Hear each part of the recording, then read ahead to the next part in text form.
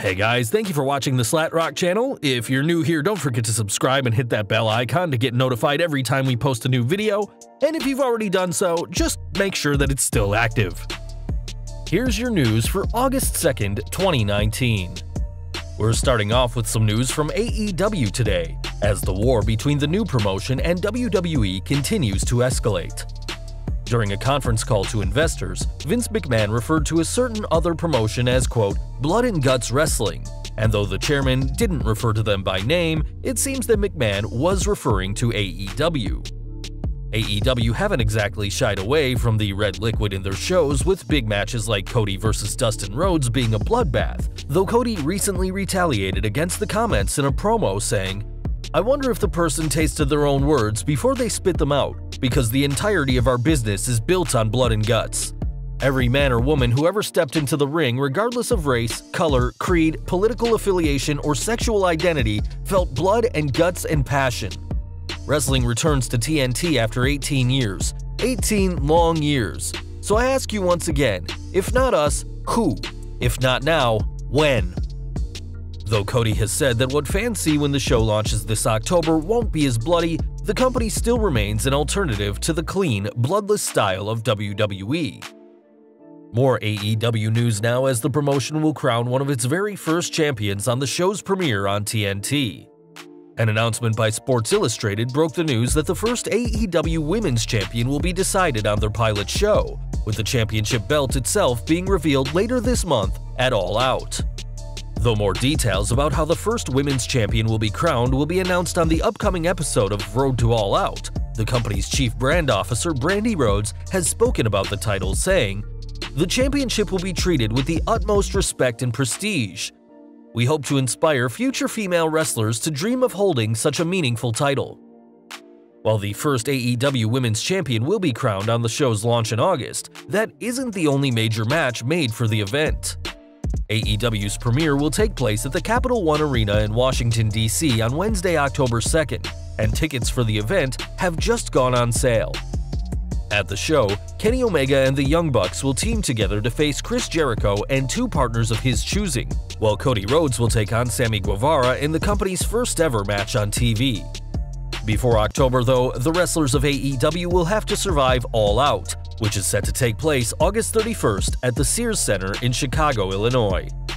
The show will see the crowning of the inaugural AEW World Heavyweight Champion when Chris Jericho takes on Adam Hangman Page, while the Best Friends team of Trent Beretta and Chuck Taylor will take on the Dark Order in tag team action, with the winning team getting a first-round bye in the upcoming tournament to crown the very first AEW Tag Team Champions.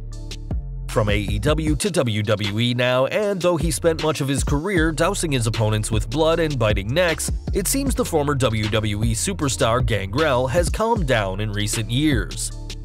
The Vampire Warrior has even spent the past few weeks as a guest coach at the company's Performance Center, and though the Gothic superstar's decades of experience will no doubt prove to be invaluable to the future roster, the young rookies couldn't help but notice his trademark fangs were gone.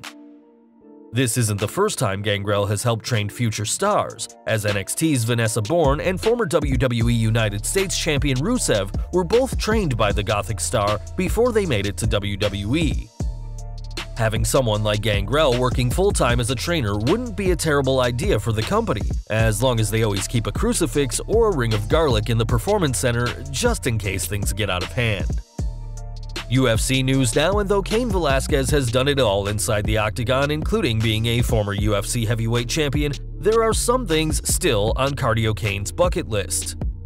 Tomorrow, Velasquez will join the likes of Ronda Rousey and Ken Shamrock by making the jump from the octagon to the squared circle when he makes his professional wrestling debut at Triple Mania 27 in tag team action. Teaming with Cody Rhodes and Psycho Clown to take on Tejano Jr., Taurus, and a mystery partner, Velasquez certainly seems confident about his chances, saying in an interview, "This could be the future for me. Anything I can do, I try to be the best at. I'm very competitive in that way. I'll bust my ass to get every move down and also to sell every move." Though he has faced off in UFC against some of the world's top fighters, including reigning WWE Universal Champion Brock Lesnar, Velasquez will be in for the fight of his life on August 3rd when he makes his debut at the Arena Ciudad in Mexico City. We're going from Mexico to Great Britain now, as one of the country's most popular promotions, Defiant Wrestling, has officially closed for good. The company, which originally launched as What Culture Pro Wrestling, originally launched in 2016. It was hugely popular in its peak, with Austin Aries representing the company as world champion for months, carrying their title to several major events. The news was broken on Twitter by the company's official Twitter, which took the time to thank everyone who worked on, attended, or watched any of their shows. Back to WWE now, and in case you missed this week's edition of SmackDown Live, the show ended on a huge cliffhanger.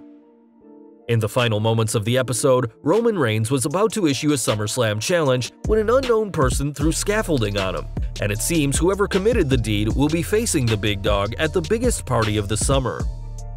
Speculation has been running rampant on who would attack the former Universal Champion, with everyone from Samoa Joe, the man Reigns has been feuding with, to Buddy Murphy, who was spotted nearby when the attack occurred, all being accused. According to Dave Meltzer of the Wrestling Observer, though, the actual culprit will be revealed to be Daniel Bryan, who is expected to face the big dog at SummerSlam. After he and Rowan lost the SmackDown Tag Team Championships to the New Day at Extreme Rules, Bryan said he had to aim higher in his efforts to save the planet, and there are few wrestlers higher up on the totem pole than Roman Reigns. After being pulled from a 10-man battle royal on the July 15th edition of Raw, Bryan was supposed to make a career-altering announcement the next night on SmackDown, but didn't say a word.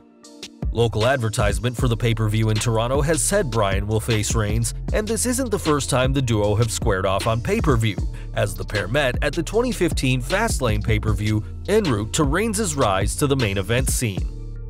If Meltzer's theory is true, then Bryan will probably be revealed as the big dog's attacker next week, as with SummerSlam set to take place at the Scotiabank Arena on August 11th, the company doesn't have much time left.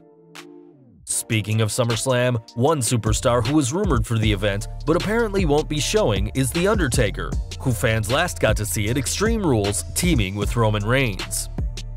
2019 has been an odd year for the Demon of Death Valley, as after his announced appearance at StarCast infuriated Vince McMahon, the boss has found a way to make sure the dead man doesn't work anywhere without his say-so.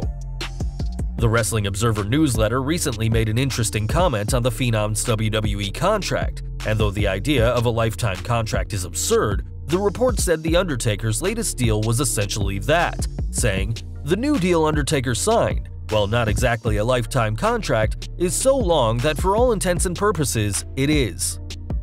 While it's unclear just how long the dead man's contract will last with WWE, it seems that the new deal between the two parties will make sure the Phenom will only be working for WWE-approved events for a very long time to come.